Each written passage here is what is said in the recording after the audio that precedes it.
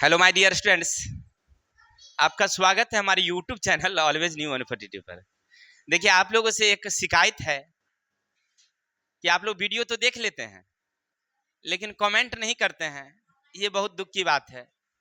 अगर हम आपके लिए कुछ दे रहे हैं तो आपका भी जवाबदेही थोड़ी सी बनती है कि अगर आप वीडियो देखे हैं, उससे कुछ सीख मिली है तो थोड़ा सा कमेंट जरूर करा करिए, लाइक जरूर करिए, हमें भी अच्छा लगेगा। ठीक है?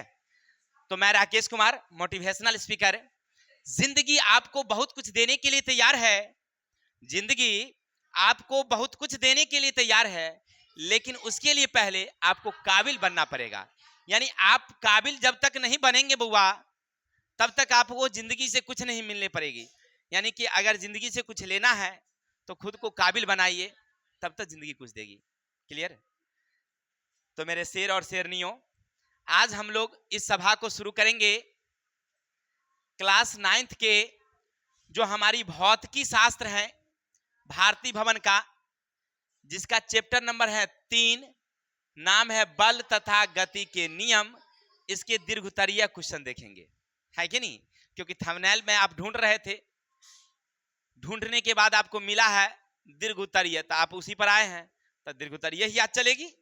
अच्छा, तो दीर्घोत्तरीय तक क्या क्या है सो समझ लेते हैं थोड़ा सा। क्वेश्चन नंबर 1 में बउआ रे आपसे कह रहा है कि बल की अवधारणा को स्पष्ट करिए। क्वेश्चन क्या कह रहा है आपसे? बल की अवधारणा। बड़ी सुंदर। यानी बल किसे कहते हैं, तो क्या लिखेंगे? बल वह भौतिक कारक है जो किसी वस्तु की स्थिति में परिवर्तन या लाने की, क्या? बल वह भौतिक कारक है जो किसी वस्तु की स्थिति में परिवर्तन ला देता है या लाने की चेष्टा करता है, उसे क्या कहते हैं हम लोग? बल कहते हैं। जैसे हमने बताया था कि बल के द्वारा कुछ क्रियाएं हो सकती है। कौन कौन? तो उसके आकार में परिवर्तन, दिशा में परिवर्तन, गति में परिवर्तन। किसी भाई को दिक्कत? फिर समझते हैं। बल की अवधारणा यानी बल, खिंचाव या धक्का को बल कहते हैं। अर्थात किसी वस्तु पर हम बल लगाएंगे नहीं तो वो हमारा क्या हुआ, माने धक्का देंगे या खींचेंगे तो क्या हो गया हमारा? बल लगाना। किताब की परिभाषा में हम लोग पढ़े थे कि बल वह भौतिक कारक है जो किसी वस्तु के स्थिति में परिवर्तन या लाने की चेष्टा करता है। चलिए, अब कहता है बल के द्वारा निम्न क्रियाएं की जा सकती है। नंबर 1, वस्तु के आकार में परिवर्तन किया जा सकता है, वस्तु के दिशा बदली जा सकती है और वस्तु के गति में परिवर्तन लाया जा सकता है। किसी भाई को दिक्कत? चलिए अब आगे। जड़त्व के प्रदर्शन के लिए एक प्रयोग सबसे पहले आपने पढ़ा था, गैलीलियो साहब का प्रयोग। किसके लिए? जड़त्व के प्रदर्शन के लिए। क्या पढ़े थे बताइए? तो उन्होंने क्या किया था, एक स्लीपर लिया ऐसे करके एल आकार का, नहीं वहां चित्र बना के आप बनाएंगे, और ऊपर एक गेंद को रखा, कोई बल नहीं लगाया और गेंद को छोड़ दिया। तो छोड़ने के बाद गेंद ऐसे करके लुढ़कते आई है और गेंद अब यहां पर आ गई है। क्लियर? अब क्या किया उन्होंने, ऐसे और स्लीपर लिए उन्होंने, और इसमें क्या किया, गेंद को यहां छोड़ा लेकिन स्लीपर को थोड़ा सा चिकना कर दिया। तो चिकना करने के बाद गेंद यहां से लुढ़कते लुढ़कते ज्यादा दूर तक गई है। तीसरा स्लीपर उन्होंने लिया फिर से इस तरह से, उस पर गेंद को जब छोड़ा तो ये ज्यादा चिकना था, एकदम बहुत चिकना। तो गेंद को छोड़ा तो जैसे जैसे किया तो वह और ज्यादा दूर पर जाकर के रुकी है।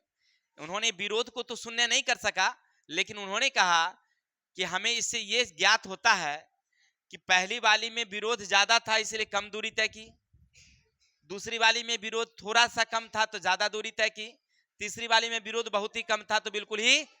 अर्थात इसका मतलब यह है कि किसी वस्तु पर जब तक हम बाह्य बल न लगाएंगे, वस्तु अपनी अवस्था को बनाए रखे।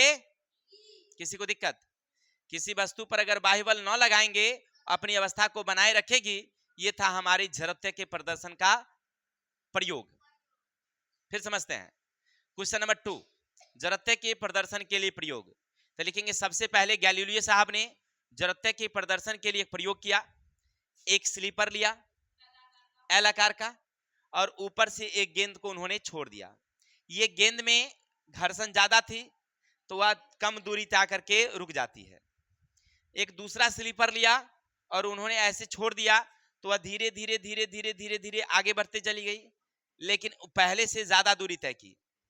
तीसरा में घर्षण को बिल्कुल कम कर दिया, शून्य कर दिया, शून्य नहीं थोड़ा सा कम रहा, और जब उन्होंने छोड़ा तो बहुत ज्यादा दूरी तय की। इस आधार पर उन्होंने बताया कि अगर हम किसी वस्तु पर बाह्य बल नहीं लगाते हैं, किसी वस्तु पर बाह्य बल नहीं लगाते हैं तो वह अपनी अवस्था को बनाए रखती है। और जो प्रदर्शन उन्होंने गैलीलियो साहब ने किया था ये जरूरत का प्रदर्शन है। किसी को दिक्कत? क्वेश्चन नंबर 2 में समझने में कोई दिक्कत? अब आगे चलेंगे। आगे बुआ कह रहा आपसे क्वेश्चन नंबर 3, न्यूटन के द्वितीय गति नियम से बल, द्रव्यमान और त्वरण का संबंध है। तो सबसे पहले तो न्यूटन का तृतीय गति नियम क्या है सो समझो। द्वितीय गति नियम क्या है? तो हम लोग पढ़े थे कि जब किसी वस्तु पर बल लगाते हैं तो उसमें त्वरण उत्पन्न होती है, त्वरण बल के समानुपाती होता है और त्वरण बल की दिशा में होती है, बल की दिशा में होती है। ठीक है, फिर समझते हैं। किसी वस्तु पर बल लगाते हैं तो बल लगाने से त्वरण उत्पन्न होगा, त्वरण का मतलब वो चलेगी या रुकेगी, और ये त्वरण जो है वो बल के समानुपाती होगी और त्वरण बल की दिशा में होगी। इतना समझे। अब कहता है कि भाई तब बल और द्रव्यमान में क्या संबंध भाई? तो समानुपाती का संबंध है। कैसे? मान लीजिए अगर आप किसी वस्तु पर, इसे लिखेंगे वहां पर, मान लीजिए कि आप कोई वस्तु है m द्रव्यमान की वस्तु और n न्यूटन बल लगाया है, तो त्वरण कितना होगा? तो mn होगा। लेकिन अगर द्रव्यमान को हम अगर बढ़ा देंगे, वजन अगर वस्तु को बढ़ा देंगे तो त्वरण कम उत्पन्न होगी ना होगी। देखिए हम 2 न्यूटन बल लगाए, तो 2 न्यूटन बल लगाएंगे तो समझिए ट्रक चली।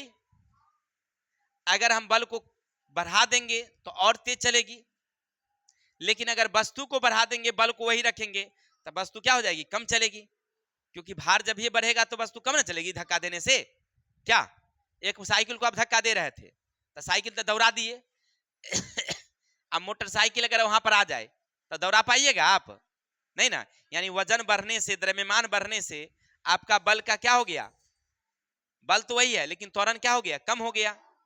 अगर बल को बढ़ा देंगे तो क्या होगा? त्वरण बढ़ जाएगा, नहीं बढ़ जाएगा?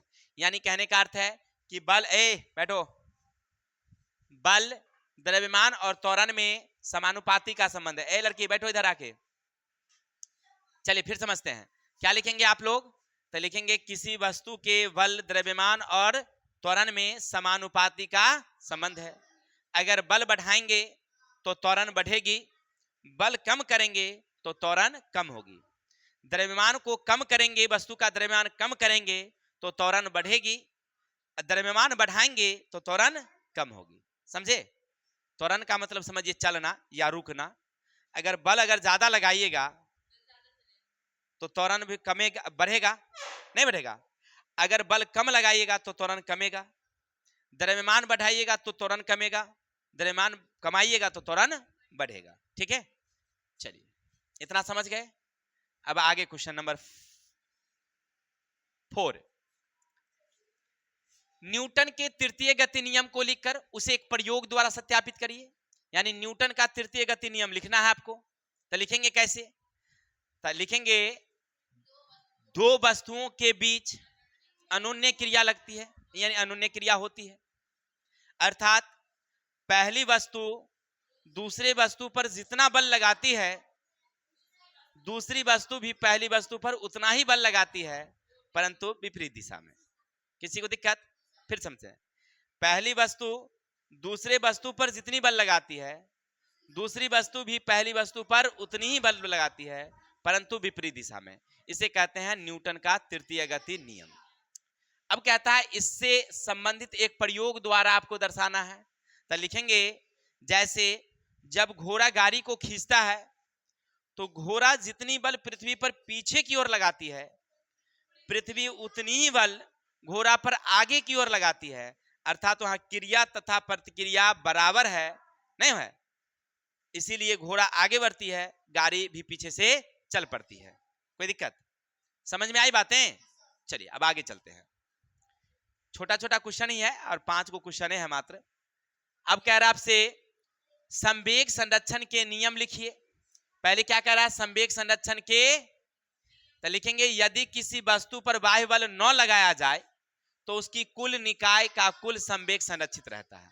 हो गया संवेग संरक्षण का सिद्धांत यही है। यानी इसको अपनी भाषा में लिखा जाए कि अगर किसी वस्तु पर हम बल नहीं लगाते हैं तो उसका संवेग जो पहले है वही संवेग बाद में भी रहेगा जब तक हम उस पर बाह्य बल न लगाएंगे। यानी कि बाह्य बल लगाएंगे तो उसका संवेग परिवर्तित होगी, बाह्य बल न लगाएंगे संवेग परिवर्तित नहीं होगी। ये क्या हमारा संवेग संरक्षण का सिद्धांत। तो क्या लिखेगा कि किसी वस्तु पर बाह्य बल न लगाया जाए तो उसकी कुल निकाय का कुल संवेग संरक्षित रहता है। अब इसको कहता है कि उसे एक सरल रेखा की गति करने टकराने वाले गोलों से प्रमाणित करिए। तो चलिए प्रमाणित करने के लिए हमने यहां लिखा है, देखिए मान लीजिए, गौर करिए, मान लीजिए कि इसको और छोटा कर देते हैं तो आपको समझने में सुविधा रहेगी। हाँ अब दिखेगी, देखिए। अच्छा यहां से थोड़ा सा बड़ा कर दिया और क्या क्या स्क्रीन को,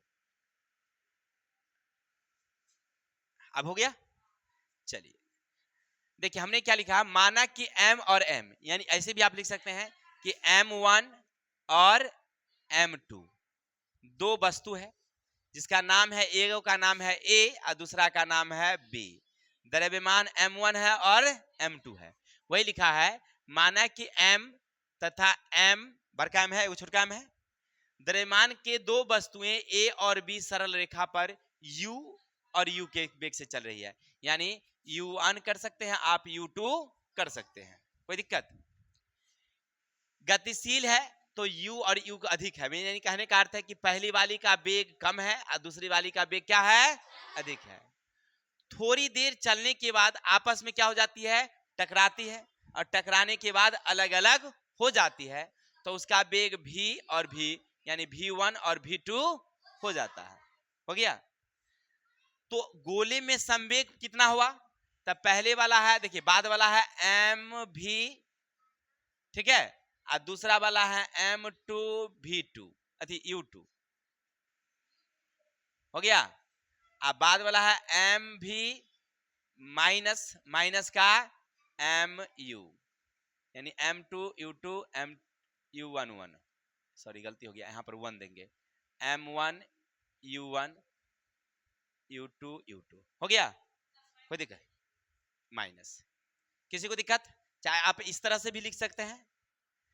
टक्कर के समय गोले एक दूसरे पर बल आरोपित करते हैं परंतु कम समय में लेते हैं, यानी समय उसका बहुत ही कम होता है, टकराता है और तुरंत हटता है, अर्थात समय अंतराल क्या है उसका, t है। तो न्यूटन के तृतीय गति नियम से एफ ए बी यानी पहले वस्तु पर लगा बल और दूसरे वस्तु पर लगा बल का अंतर, तो आप एफ ए बी यानी पहले वस्तु पर लगा टक्कर, तो एम भी माइनस एम यू है जो आपने लिखा, बट्टे में क्या दे दीजिए टी, और दूसरा का लिखिए एम बट्टे का क्या टी, ये देख रहे हैं ना बट्टा है, इसका मतलब दोनों समीकरण को अगर बराबर करेंगे तो देखिए एम भी माइनस एम यू बटे का टी, एम भी एम बरका दीजिए एम भी माइनस एम यू बटे का क्या दीजिए टी, तो टी टी क्या हो जाएगा, मान लीजिए एम भी माइनस एम यू, इधर बचेगा एम भी माइनस का एम यू। अब ऐसा कर सकते हैं, इसको इधर ले आइए, तो एम यू एगो रहने दीजिए, इसको ले आइएगा तो एम यू हो जाएगी, इधर एम भी रहने दीजिए, इसको ले जाइएगा तो एम यू हो जाएगी। देखिए एम भी रहने दीजिए, इसको इधर ले आइए तो प्लस एम यू, एम भी रहने दीजिए, इसको ले जाइएगा तो प्लस एम यू। यानी कहने का अर्थ है कि पहले वाली टक्कर और बाद वाली टक्कर दोनों क्या हो जाएगी, बराबर हो जाएगी, ये संरक्षित है, ठीक है। तो आप ऐसे करके देख करके लिख सकते हैं, कोई दिक्कत, या ऐसे सेम टू सेम बना हुआ है आप ऐसे उतार लीजिएगा, किसी को दिक्कत। फिर समझते हैं हम लोग क्या पढ़े कि संवेग संरक्षण के सिद्धांत, तो अगर किसी वस्तु पर कुल निकाय बाह्य बल न लगाएंगे तो उसकी कुल जो निकाय है यानी कुल उसका संवेग है वो संरक्षित रहेगा। इसके लिए हम लोग विशेष चैप्टर में पढ़े थे संवेग के बारे में। अगर यहाँ टक्कर अगर करती है दो गोले तो कैसे उसका संवेग रहेगा, तो इस तरह से आप समझ सकते हैं। किसी को दिक्कत? चलिए तो इसका स्क्रीनशॉट ले लीजिएगा अपना। हो गया? तो आज के लिए इतने ही, क्योंकि हमारा चैप्टर में क्वेश्चन ही 5 है। बाकी कल मिलेंगे नेक्स्ट वीडियो के साथ। तब तक के लिए जय हिंद, जय भारत।